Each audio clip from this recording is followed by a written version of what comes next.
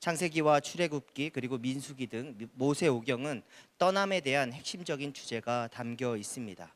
창세기는 그 부모를 떠나 온전한 가정을 이룰 것을 말하고, 또한 아브라함을 부르사 본토 친척 아버지의 집을 떠나 하나님과 동행할 것을 요청하십니다. 또한 출애굽기도 결국엔 이집트를 떠나 약속의 땅으로 가는 내용입니다. 그리고 오늘 본문은 모세 개인에게 다시 한번 떠날 것을 말씀하십니다.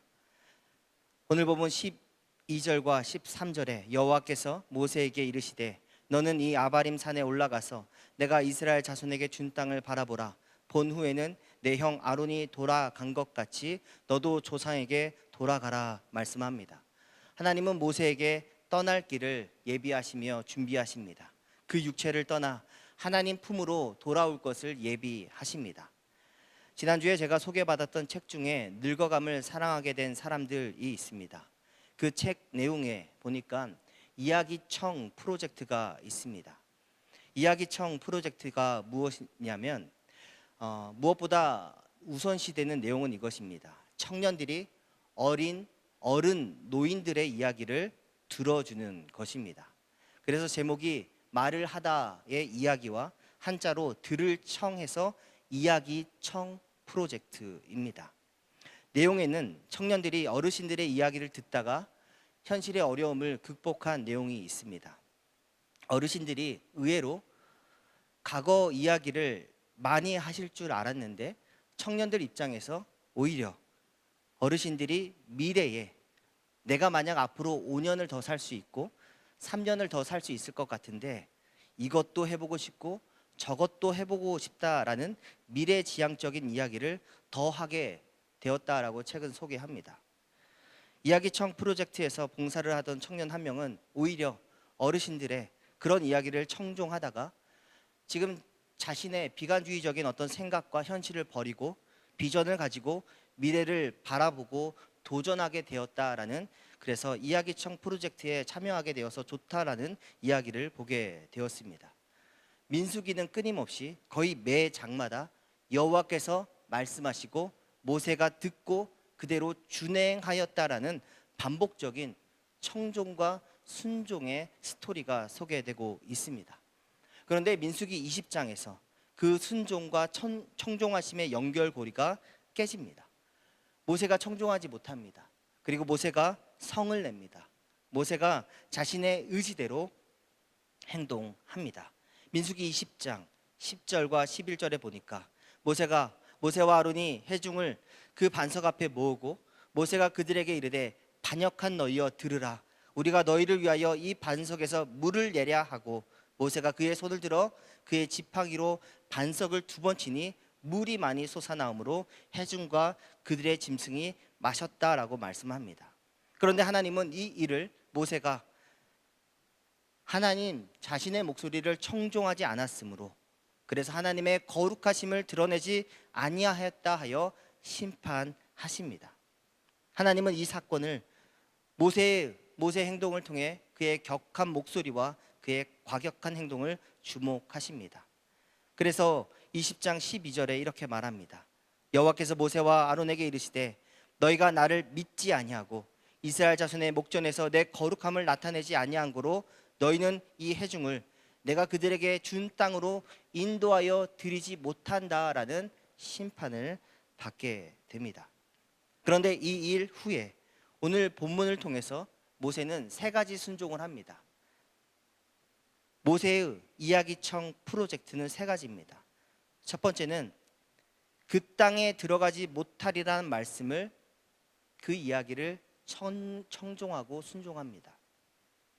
두 번째, 오늘 본문에 너도 아론과 같이 죽으리라는 말씀을 듣습니다. 세 번째, 모세는 다음 세대를 준비할 지도자를 하나님께 요청합니다. 그리고 하나님께서는 다음 세대 지도자가 누구인지 말씀해 주시고 그 이야기를 모세는 다시 한번 청종하고 순종합니다. 오늘 본문에서 가장 중요한 내용 중에 하나는 27장 마지막 절 22절과 23절입니다. 한번 같이 읽습니다. 시작. 모세가 여호와께서 자기에게 명령하신 대로 하여 여호수아를 데려다가 제사장 엘르아살과 온 회중 앞에 세우고 그에게 안수하여 위탁하되 여호와께서 모세에게 명령하신 대로 하였더라. 모세가 여호와께서 명령하신 대로 합니다. 여호와께서 모세에게 명령하신 대로 순종합니다. 여호수아를 세운다는 것은 자신이 사라진다는 것을 의미합니다. 여호와는 이 모든 세 가지를 한꺼번에 순종합니다. 그리고 하나님 입장에서는 청종하며 순종하는 모세에게 두 가지 선물을 준비하십니다. 첫 번째는 약속의 땅을 바라보게 하십니다. 신명기 34장에 보면은 하나님이 모세에게 약속하신 땅을 마지막으로 다시 보게 하시는 부분이 있습니다. 34장 1절에 모세가 모압 평지에서 느보산에 올라가 여리고 맞은편 비스가 산꼭대기에 이르매 여호와께서 길앗 온 땅을 단까지 보이셨다라는 것이 강조됩니다. 3절에 네겝과 종려나무 성읍 여리고 골짜기 평지를 소알까지 보이시고 다시 한번 보이셨다라는 것이 강조되며 4절에 여호와께서 그에게 이르시되 이는 내가 아브라함과 이삭과 야곱에게 맹세하여 그의 후손에게 주리라 한 땅이라 내가 내 눈으로 보게 하였거니와 보게 하였다라는 말씀이 강조되며 그러나 너는 그리로 들어가지 못하리라 말씀하십니다. 하나님은 모세로 하여금 그 약속의 땅을 보게 하심에 대한 강조가 3번이나 반복됩니다. 여기서 보게 하시다라는 말씀을 통해서 모세로 하여금 미련을 갖게 하시려는 것이 목적이 아닙니다. 장차 모세로 하여금 단지 가나안 땅이 아니라 모세로 하여금 봤으면 하는 땅, 또한 성경도 우리로 하여금 보기 원하는 땅을 보기 원하셨다라는 것입니다. 단순히 여기 이곳이 아닙니다. 구약 모세 오경 이후 신명기서 이후에 모세가 언제 다시 이 땅에 나타나고 그 모든 것을 다시 봅니까? 마태복음 17장에서입니다. 예수께서 변화산에 올라가셨을 때 모세는 다시 한번 이 땅을 내려옵니다. 1절과 3절까지의 말씀 한번 같이 읽습니다. 엿새 후에 시작. 엿새 후에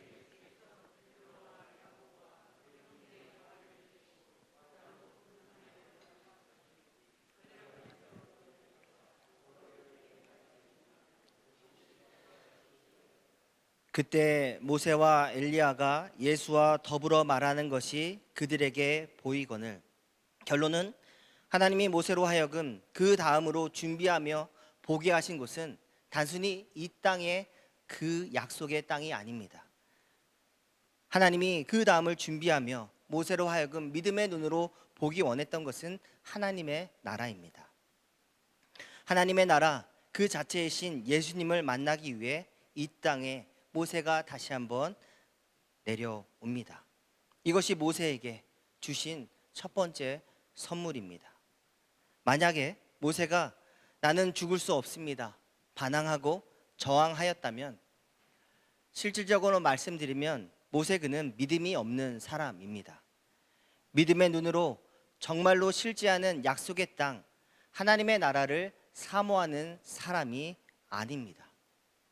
믿음의 사람에게 오늘 너의 목숨을 거두겠다 할 때 믿음의 사람들은 아멘하며 이해하며 순종한다라는 것입니다. 그래서 오히려 모세가 약속의 땅에 들어가지 못하고 억울해하고 당황하는 것은 오늘날 성경을 읽는 우리들이다라는 생각이 듭니다. 그러므로 우리들의 신앙을 믿음을 점검해 봐야 합니다. 내가 바라보는 약속의 땅은 어디입니까? 이 땅입니까? 이곳입니까? 정말 나는 하나님의 나라를 사모하고 내가 사모하는 그곳은 어디인지 우리의 믿음을 체크해 봐야 합니다. 신명기 34장 7절에 보면은 모세가 이 땅을 떠나기 전 그의 육체에 대한 설명이 상세하게 묘사되어 있습니다. 모세가 죽을 때 나이가 120세였으나 그의 눈이 흐리지 아니하였고 기력이 쇠하지 아니하였다 말씀합니다. 모세의 육체적인 상태를 설명하는 것이 그는 아직도 리더로서의 역할을 감당할 수 있는 몸이라고 우리에게 말해줍니다.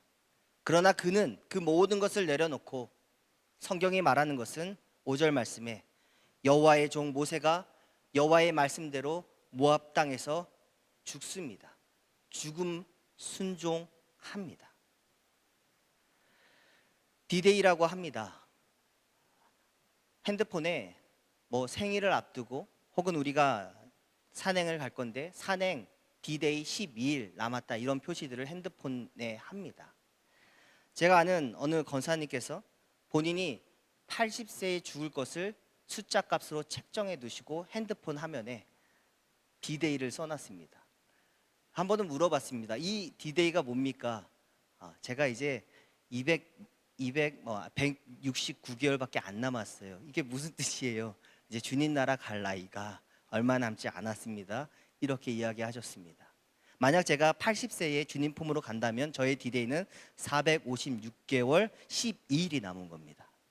만약 내일이면 456개월 11일 남았습니다. 성도 여러분들이 주님 품에 갈 디데이는 언제입니까? 이것도 참 믿음의 표현이다라는 생각이 듭니다. 언제 어떻게 주님이 부르실지 모르지만 항상 주님 품에 갈 그날을 소망하며 오직 하나님의 나라를 사모하기를 소망합니다. 또한 소망하기는 모세처럼 눈이 새하지 않고 기력이 새하지 않아서 80세 혹은 90세가 되어서 주님 품에 갔으면 참 좋겠습니다. 두 번째로 하나님이 믿음의 사람 모세에게 준비하신 선물은 다음 세대를 이끌어갈 리더입니다. 모세는 자신의 죽음보다 다음 세대를 향한 마음, 예수님의 마음을 보여줍니다. 우리 오늘 본문 15절에서 17절까지의 말씀을 같이 한번 읽습니다. 시작. 모세가 여호와께 여짜와 이르되 여호와 모든 육체의 생명의 하나님이시여 원하건대 한 사람을 이 회중 위에 세워서 그로 그들 앞에 출입하며 그들을 인도하여 출입하게 하사 여호와의 회중이 목자 없는 양과 같이 되지 않게 하옵소서. 목자 없는 양과 같이 되지 않게 해달라고, 한 사람을 세워달라고, 자신을 대신할 새로운 리더를 세워달라고 하나님께 간구합니다. 예수님도 마가복음 6장 34절에서 예수께서 나오사 큰 무리를 보시고 그 목자 없는 양 같음으로 인하여 불쌍히 여기사 이에 여러 가지로 가르치셨다라고 말씀합니다. 모세의 기도에서 그의 예수님의 마음을 볼 수가 있습니다. 하나님의 선물은 여호수아 그 자체라고 보셔도 됩니다. 여호수아 안에 성령의 영이 머무는 그 한 사람을 하나님이 리더로 추천하시고 선물로 주십니다. 18절 말씀에 여호와께서 모세에게 이르시되 눈의 아들 여호수아는 그 안에 영이 머무는 자니 너는 데려다가 그에게 안수하라고 말씀하고 있습니다. 우리가 살펴봤던 민수기 14장에 보면은 가나안 땅 정탐 후에 하나님이 기뻐하는 리더십을 발휘했던 인물은 두 사람입니다. 갈렙과 여호수아입니다. 특별히 큰 용기를 발휘하며 담대하게 말했던 인물은, 스피커로서의 역할을 했던 인물은 갈렙입니다. 이를 통해 우리는 갈렙의 리더십과 그의 성향을 알 수가 있습니다. 반면에 여호수아의 리더십과 성향을 보여주는 구절이 하나 있는데 출애굽기 33장 11절입니다. 같이 한번 읽습니다. 시작. 사람이 자기의 친구와 이야기함 같이 여호와께서는 모세와 대면하여 말씀하시며 모세는 진으로 돌아오나 눈의 아들 젊은 수종자 여호수아는 해막을 떠나지 아니하니라. 여호수아를 알 수 있는 모습입니다. 여호수아는 모세가 하나님과 깊이 대면하며 교제하고 마치 친구와 같이 하나님과 대화하는 모습을 보면서 자신도 하나님과 그와 같이 교제하고 섬기고 싶다는 마음의 갈망을 나타냅니다. 그러므로 여호수아 안에 그의 영이 충만하다라는 것은 그가 기도하는 사람이라는 뜻이며, 또한 그가 하나님의 말씀을 사모하는 사람이며, 또한 그가 하나님으로 인해서 감사하고 찬양하는 사람이라는 것을 우리가 알 수 있습니다. 골로새서 3장 16절에 이런 말씀이 있습니다. 그리스도의 말씀이 너희 속에 풍성히 거하여 모든 지혜로 피차 가르치며 권면하고 시와 찬송과 신령한 노래를 부르며 감사하는 마음으로 하나님을 찬양하고, 찬양하다, 노래하다, 그리고 찬송시가 4번이나 강조됩니다. 우리 골로새서 3장 16절 같이 한번 읽습니다. 시작.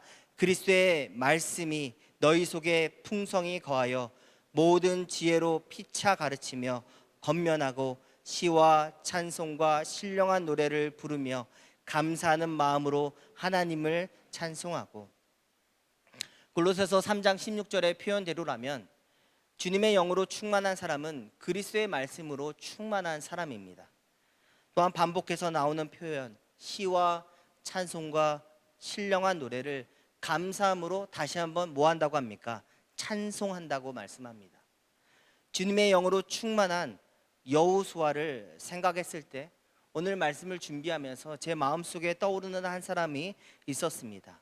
페니 크로스비 여사입니다. 그녀는 찬송가 144장 예수 나를 위하여, 또한 255장 너희 이제 흉악하나, 또한 565장 예수께로 가면, 또한 279장 인내하신 구세주여, 또한 384장 나의 갈 길 다가들어, 또한 435장 나의 영원하신 기업 등 1만 편이 넘는 찬송시를 지은 사람입니다. 한국어 찬송가에만 그녀의 곡이 23곡이 기록되어 있습니다. 그녀는 자신의 자서전에 이렇게 말합니다. 내 머릿속엔 수백 편의 찬송이 늘 떠오릅니다. 나는 이 세상에서 가장 행복한 피조물입니다.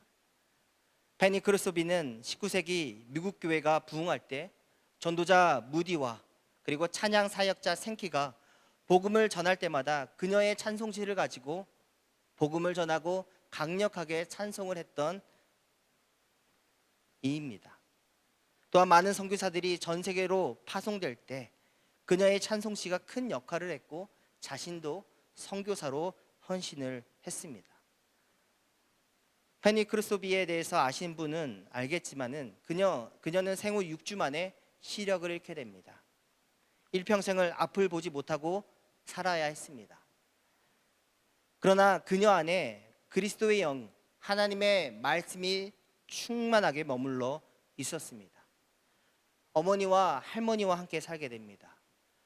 특별히 자신을 돌봐주었던 할머니의 도움으로 모세오경, 시편과 잠언, 그리고 신약 성경 대부분을 다 암송하였다고 합니다. 자신의 자서전에 이렇게 기록합니다. 나는 성경을 사랑합니다. 주의 법은 항상 옳습니다. 라는 것을 몸소 체험했습니다. 하나님의 거룩한 말씀은 다른 것보다 가장 귀중합니다. 이 땅 위에서의 삶이 어떠하든지 나는 마지막 날에 하나님 나라에서 영원히 쉬게 될 것을 성경 말씀을 통해 믿고 확신합니다. 하나님이 우리 한 사람 한 사람에게 원하시는 것은 하나님과 동행하는 삶입니다. 내 삶의 반복적인 패턴 가운데 하나님은 매일 우리에게 말씀하고 이야기하십니다. 그때 우리는 들을 청종하는 사람이 되어야 할 줄 믿습니다. 그리고 그 말씀이 풍성해지면 우리의 삶 가운데 매일매일 찬송을 부르며 기뻐하며 전진하는 하나님의 사람으로 살아가게 될 줄 믿습니다. 저는 최근 몇 주 사이 마음이 참으로 다운이 되었습니다. 너무나 젊은 아이들이 교통사고로, 또한 어제자 뉴스에는 6세 아이가 고열로 아파서 응급실을 이곳 저곳 전전하다가 결국엔 입원도 하지 못하고 숨졌다는 뉴스를 아침 일찍부터 접하게 되었습니다. 8세 아이가 교통사고로 죽은 뉴스를 접하고 나서 너무나 마음이 다운되어서 교회에서 손이 정말 터질 것처럼 기타를 치며 찬양을 오랜 시간 했습니다. 그리고 다음 세대를 위해 기도하게 되었고 하나님께서 마음 가운데 평안을 주셨습니다. 저는 다음 세대 지도자 여호수아가 참으로 부러운 것이 있습니다. 그것은 이끌고 갈 백성이 많다라는 것입니다. 바로 앞장에서 보면은 26장에 2차 인구 조사가 있습니다. 1차 인구 조사 때 20세 이상으로 전쟁에 나갈 만한 자가 60만 3,550명이라고 민수기 1장 46절은 말씀합니다. 그리고 2차 인구 조사로 20세 이상으로 전쟁에 나갈 만한 자 민수기 26장 51절에서 60만 1,730명이라고 말합니다. 1차와 2차 사이에 1,820명밖에 차이가 나지 않습니다. 저는 성도 여러분들에게 함께 기도 부탁드리고 또한 요청하는 것은 다음 세대 지도자들이 성령 충만함을 위해 기도해 주시고 또한 우리 자신도 성령 충만함을 위해 기도하시기 바랍니다. 그러나 우리가 또한 기도하는 것은 다음 세대가 살기 좋은 나라, 다음 세대가 오고 싶어하는 교회가 되기 위해서 기도해 주시고 또한 우리 교회 공동체가 노력해야 할 줄 믿습니다. 모세가 하나님께 받은 선물은 자신의 지도자 리더십을 내려놓고 자신의 목숨을 내려놓고 여호수아를 받아들인 것입니다. 성도 여러분, 다음 세대를 위해 또한 나의 자녀들을 위해 눈물을 흘리며 통곡하며 기도하는 목소리가 다시금 우리 개인 내면에 또한 교회 공동체 안에 울려 퍼져야 합니다. 저 개인적으로도 너무나 힘들고 어려울 때 늘 기억했던 스토리가 하나 있습니다. 아, 나의 어머니가 나를 위해 지금도 기도하고 있는데 라는 그러한 마음의 안심이 있습니다. 그래서 가끔 저희 어머니를 보면 요즘에 어머니가 기도 안 하는 것 같아요 라고 핀잔을 줍니다. 기도하셔야죠. 성도 여러분, 하나님의 말씀을 듣고 순종하여 다시 기도의 자리로 말씀 가운데 다음 세대를 세우는 우리 모두 되기를 소망합니다. 우리가 개인적으로 하나님과 이야기청 프로젝트를 매일매일 실행하기를 소원합니다.